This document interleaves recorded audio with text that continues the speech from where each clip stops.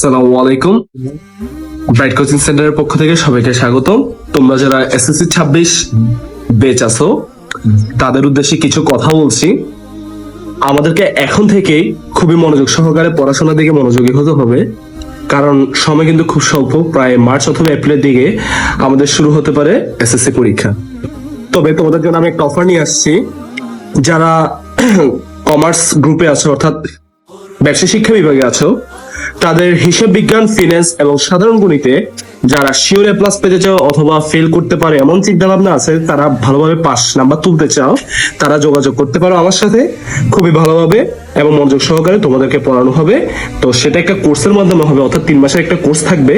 সেই কোর্স ফিটা দিয়েই, কিছুটা কোর্স ফি দিয়ে তোমাকে এখানে ভর্তি হতে হবে।